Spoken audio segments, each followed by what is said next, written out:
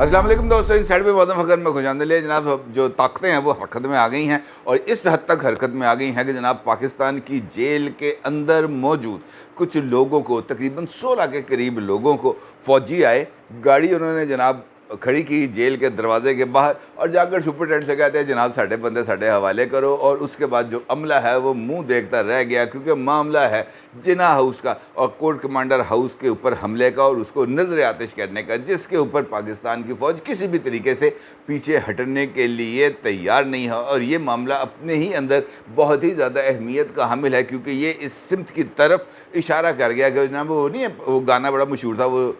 टुर गए यार मोहब्बतां वाले। इसी तरह की कुछ सीन बन रही है कि वो एक वक्त के अंदर सेम पेज और जनाब सहूलतकारी और जनाब मुकम्मल तौर पर नाज नखरे उठाना, और अब वो टाइम आ गया है कि जनाब पाकिस्तान तहरीक इंसाफ के लिए हर एक छोटे से छोटा अमल भी काबिल सज़ावार बनता जा रहा है। और इसका मतलब ये है कि जनाब वो मामलात कुछ ज़्यादा ही गंभीर होते चले जा रहे हैं। यकीनी तौर पर आप इस वारदात की तफसील सुनना चाहेंगे कि किस तरीके से ये सारे का सारा अमल हुआ और वो कौन से 16 लोग हैं। आपको मैं बता दूं कि उनके अंदर अहम शख्सियात शामिल हैं जिनको फ़ौजी अदालतों के ऊपर कार्रवाई चलेंगी और फ़ौज वाले उनको अपने साथ उठा कर ले गए हैं। तो ये कहानी कोई इतनी ज़्यादा सिंपल नहीं है, इसके ऊपर मैं आपके साथ मुकम्मल तफसील के साथ बात करूँगा। लेकिन उससे पहले दो और ख़बरें हैं जो आपके साथ शेयर करना बहुत ही ज़्यादा ज़रूरी है। और सबसे इम्पॉर्टेंट जो ख़बर है वो है इमरान खान साहब की तरफ से बैरून मुल्क जाना। और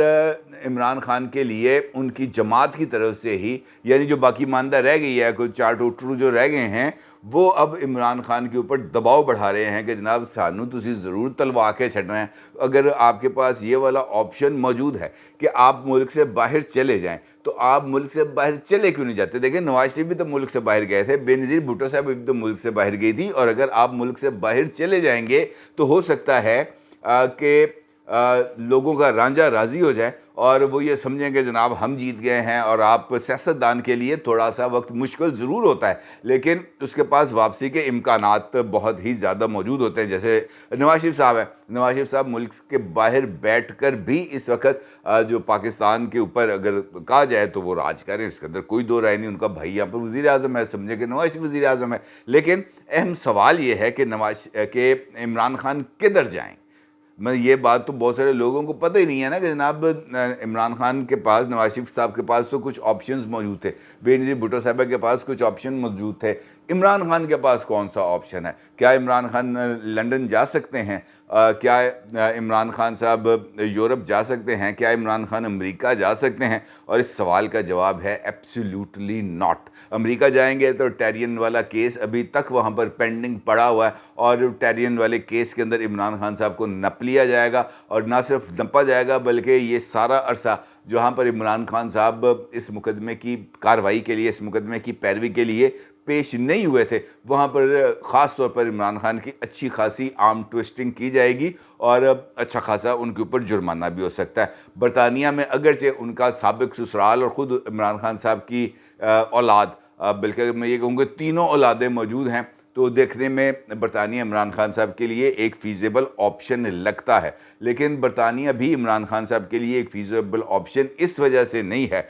कि वहाँ पर आरिफ नकवी साहब हैं, इब्राज ग्रुप वाले आरिफ नकवी साहब, जो कि इमरान खान साहब के दोस्त हैं। और जिस वक्त इब्राज ग्रुप को मनी लॉन्ड्रिंग के इल्ज़ाम में हीथ्रो एयरपोर्ट पर गिरफ़्तार किया गया था, यानी आरिफ नकवी साहब को, तो उस वक़्त आरिफ नकवी साहब से उन्होंने पूछा था कि जनाब कोई रेफरेंस अगर आप दें जिससे पता चले कि जनाब कौन कौन से लोग आपके जानने वाले हैं। तो वहाँ पर एयरपोर्ट के ऊपर इब्तदाई तहकीकात के अंदर आपको पता है कि आरिफ नकवी साहब ने रेफरेंस के तौर पर किसका नाम दिया था? उस वक्त के प्राइम मिनिस्टर, बल्कि उन्होंने यहाँ पे लिखवाया था कि my reference is prime minister of Pakistan, यानी इमरान खान साहब। और इमरान खान साहब भी बरमला इस बात की कई मरतबा तस्दीक कर चुके हैं कि जनाब आरिफ नकवी साहब मेरे दोस्त हैं। और यहाँ पर जो के इलेक्ट्रिक से लेकर जो मुख्तलिफ जो आयल कंपनीज़ हैं गो तक, वो तमाम की तमाम आरिफ नकवी साहब जिस तरीके से वहाँ पर इमरान खान साहब के दौर के अंदर उन्होंने सहूलियात हासिल की हैं, वो अपनी मिसाल आप हैं। और बरतानिया के अंदर चूँकि तहकीकात चल रही हैं, लिहाजा उन तहकीकात के अंदर इमरान खान साहब को भी शामिल तफ्तीश होना पड़ेगा, मुक़त्ते नज़र इस बात के कि वो उसमें से उनको एक्विट कर दिया जाए, उनको बरी कर दिया जाए, लेकिन शामिल तफ्तीश होना पड़ेगा। और शामिल तफ्तीश होने का मतलब ये है कि यहाँ पर ख़बरें, और वो ख़बरें इस वक्त इमरान खान साहब अफोर्ड नहीं कर सकेंगे, लिहाजा बरतानिया जाना भी इमरान खान साहब के लिए कुछ इतना ज़्यादा ऑप्शन बाकी नहीं बचता। बाकी ऑप्शन इमरान खान साहब के क्या बचते हैं? Saudi Arabia. सऊदी अरेबिया में इमरान खान साहब जा सकते हैं, इसके अंदर कोई दो राय नहीं है, अगर मोहम्मद बिन सलमान साहब इमरान खान को वेलकम करने के लिए तैयार हो जाए। और ख़ास तौर पर दो वाक़यात ऐसे हैं जहाँ पर सऊदी अरब भी इमरान खान साहब के हवाले से कुछ ज़्यादा अच्छे जज्बात नहीं रखता। तो घड़ी वाला मामला तो अब सबके इल्म में आ चुका है, इसके अंदर तो कोई ढकी छुपी बात नहीं है। लेकिन उसके साथ साथ जो रोज़े रसूल सल्लल्लाहु अलैहि वसल्लम के ऊपर पाकिस्तान तहरीक इंसाफ से ताल्लुक़ रखने वाले लोगों ने जिस तरीके से वहाँ पर जो हरकत की थी, मेरा ख़्याल है कि सऊदी गवर्नमेंट उसको भी नज़रअंदाज करने के लिए तैयार नहीं है। और अगर बिलफ़र्ज़ वहाँ पर सऊदी अरेबिया की गवर्नमेंट को पाकिस्तान या कोई और दीगर ममालिक तैयार कर भी लें कि जनाब आप इमरान खान को होस्ट करें, आप इमरान खान की मेज़बानी करें, लेकिन उसके लिए जो शराइत हैं वो बहुत ज़्यादा सख्त होंगी। और इमरान खान जैसा एक आदमी जिसको मीडिया हंगर है, वो मीडिया में आए बगैर रह नहीं सकते, उनके लिए सऊदी अरब के सरूद पैलेस में ठहरना, जहाँ पर नवाज शरीफ साहब ठहरे थे, और नवाज शरीफ साहब ने जितना अरसा वो सऊदी अरब में रहे थे, उनकी ज़ुबान बंदी मिसाल थी कि जनाब लोग उनसे मिलने भी जाते थे तो उनको ये हदायत की जाती थी कि मेरे हवाले से जाके किसी तरह का कोई बयान मुझसे मनसूब बयान करके वो जो है रिपोर्ट ना करवाना। और इस सारे अरसे के दौरान नवाज शरीफ साहब का मीडिया ब्लैक आउट ही रहा था। इमरान खान साहब चूँकि जिस तरह मैंने अभी आपसे गुजारिश की कि उनको मीडिया हंगर है, लिहाजा उनके लिए ये ऑप्शन किसी भी सूरत मेरा ख़्याल है कि उनके लिए फ़ीज़िबल नहीं होगा, और मौजूदा हालात में उनके लिए ये बात सामने आती हुई नज़र भी नहीं आ रही। अलबत्ता अब से कुछ देर पहले मैंने फैसल करीम कुंडी साहब का एक बयान सुना है, जो पीपल्स पार्टी के लीडर भी हैं और साबिक डिप्टी स्पीकर हैं नेशनल असम्बली के। उनकी तरफ से ये राय दी गई है कि अमेरिका इस वक्त अगरचे उनके केसेस भी हैं वहाँ पर, लेकिन अमेरिका में इमरान खान साहब की या अमेरिकी इस्टेब्लिशमेंट में इमरान खान साहब की बहुत ज़्यादा जो सपोर्ट है वो पाई जाती है। लिहाजा इमरान खान अगर सियासी पनाह की दरख्वास्त करे अमेरिका से, तो मुमकिन है कि इमरान खान साहब को इसके लिए कोई ना कोई गुंजाइश मिल जाए, अदरवाइज़ ऑप्शंस उनके लिए बहुत ही ज़्यादा महदूद होते चले जा रहे हैं। इसी तरीके से जो दीगर मामलात हैं वो भी इमरान खान साहब के लिए, जिस तरह मैंने आपसे कहा कि दो इम्पॉर्टेंट चीज़ें हैं। दूसरा मामला आ जाता है, अगर आप इसको गौर करें तो इमरान खान साहब की सियासत के ऊपर इस वक्त जो साए गहरे होते चले जा रहे हैं, और ख़ास तौर पर जहांगीर तरीन साहब एक ऐसा फैक्टर बन चुका है इमरान खान साहब की पॉलिटिक्स के लिए, जो हर गुज़रते दिन के साथ ना सिर्फ मजबूत होता चला जा रहा है, बल्कि अगले 24 से 48 घंटों के अंदर जहांगीर तरीन साहब एक ऐसा बड़ा सियासी धमाका करने जा रहे हैं जो इमरान खान साहब की पॉलिटिक्स को हिला के रख देगा। और इसकी मिसाल इस तरह से दी जा सकती है कि जहांगीर तरीन साहब से मुलाकात के ख्वाहिशमंदों की तादाद भी बढ़ती चली जा रही है, और पाकिस्तान तहरीक इंसाफ के डूबते जहाज़ से उतरने वाली पहली शख्सियत यानी आमिर कियानी साहब भी इस वक्त जहांगीर तरीन साहब के साथ ना सिर्फ राब्ते में आ चुके हैं, बल्कि बताया ये जा रहा है कि जहांगीर तरीन के लिए वो इस वक्त कुछ और लोगों के साथ भी राब्ते में हैं, और जहांगीर तरीन साहब के जहाज़ के ऊपर चढ़ाने के लिए वो कुछ सरगर्म भी हो चुके हैं। अलबत्ता उनका ये कहना है कि मैं फौरी तौर पर आपके साथ ज्वाइन नहीं कर सकता, और उसके हवाले से ओन चौधरी साहब जो प्राइम मिनिस्टर के मुआविन ख़ुसूसी भी हैं, वो आमिर कियानी साहब के अगर आप ये कहें कि उनकी ज्वाइनिंग का ऐलान कराने के लिए सरगर्म हो रहे हैं, तो इसका मतलब ये माना जा सकता है कि यहाँ पर कोई और वैक्यूम क्रिएट करने की भी कोई ऐसा ऑप्शन नहीं है। देखें, ये जो मैंने वैक्यूम की बात की है ना, सियासत के अंदर वैक्यूम नहीं हुआ करते। ये नहीं होता कि कोई एक चला जाता है तो उसकी जगह खाली रह जाएगी या वो खलापुर नहीं होगा। मोहतरमा बेनज़ीर भुट्टो की शहादत इसकी बहुत बड़ी मिसाल है, क्योंकि उसके बाद भी ये बात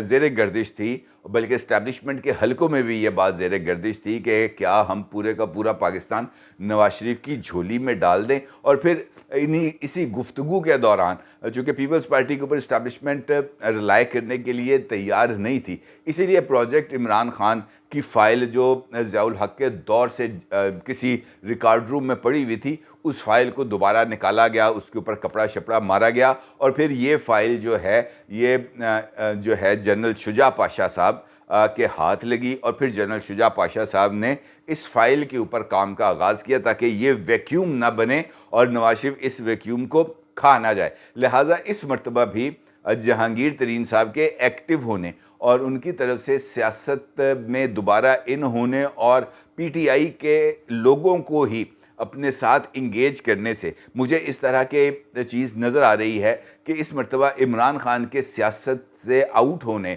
या इमरान खान साहब की मुमकिना नाअहली या इमरान खान साहब की मुमकिना सियासी बेदिली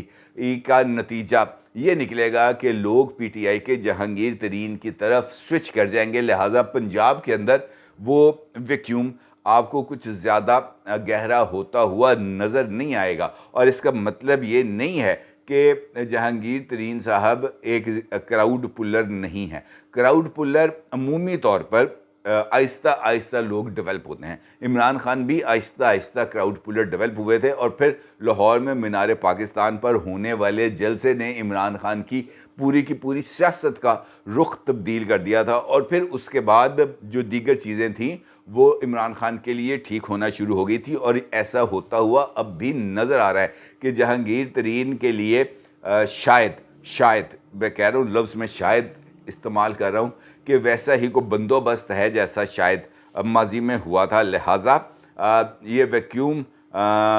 क्रिएट ना करने की एक कोशिश है। और इसका मतलब ये भी है कि एक मरतबा फिर वही सोच इस वक्त पाई जा रही है कि सारे का सारा पंजाब नवाज शरीफ के हवाले नहीं किया जाएगा। और उसके अंदर अगर आप गौर करें, इस फैसले तक आने में एक जानिब इमरान खान साहब की तरफ से किए जाने वाली गलतियों ने बहुत ही इम्पोर्टेंट रोल प्ले किया है, क्योंकि इमरान खान साहब किसी भी सूरत मेरा ख़्याल ऐसा है कि अपनी गलतियों से सीखने की टेंडेंसी ही नहीं रखते। उनमें शायद ये कैपेसिटी ही नहीं है कि वो अपनी गलतियों को करेक्ट करते हुए चले जाएं। और सियासतदान के लिए ज़रूरी है कि वो हर एक मौके पर अपनी करेक्शन करता चला जाए। अब अगर 9 मई का वाक़या देखें तो उस वक्त भी इमरान खान से सुप्रीम कोर्ट के अंदर मौजूद जस्टिस उमरताब बंदयाल साहब की सरबराही में कायम 3 रुकनी बेंच की तरफ से भी ये बात बार बार कही गई कि जनाब आपको इन वाक़यात की मज़म्मत करनी चाहिए, बार बार की गई। लेकिन बार बार इमरान खान साहब ने उसके ऊपर स्टे लिया और ये कहा कि मुझे तो पता ही नहीं है बाहर क्या हो रहा। और फिर उसके बाद इमरान खान साहब की ऑडियो जो है वो सामने आती है मुसर्रत जमशेद चीमा साहिबा के साथ गुफ्तगू की, और वहाँ पर उनको बताया जाता है कि जनाब क्या क्या हो रहा है। लेकिन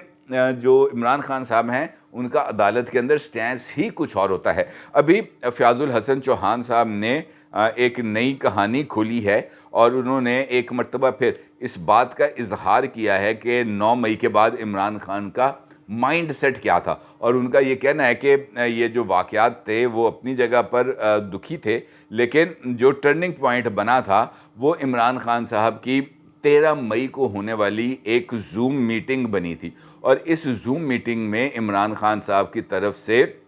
ये बात कही गई थी कि जनाब आप लोगों ने डिफेंसिव नहीं होना, किसी ने बैकआउट नहीं करना और किसी ने भी 9 मई के वाक़यात पर माज़रत ख़ाना रवैया इख्तियार नहीं करना। और फिर उसके साथ साथ इमरान खान की तरफ से ये हदायत भी दी गई अपने ही पार्टी कारकुनों को और आतिफ खान साहब को जो खैबर पख्तूनख्वा के लीडर हैं कि जनाब अगले मरहले में अब आपको मौलाना फजलुर रहमान साहब के जो मदरसे हैं उनके बाहर एहतजाज करना है। अब अगर आप एक लम्हे के लिए गौर करें कि अगर ऐसा ही हो जाता जैसे इमरान खान साहब चाह रहे थे, मौलाना फजलुर रहमान साहब के मदरसों के बाहर मुजाहरे हो जाते, तो क्या अमन व अमान की सूरत हाल मुल्क में कायम रहती? Absolutely not.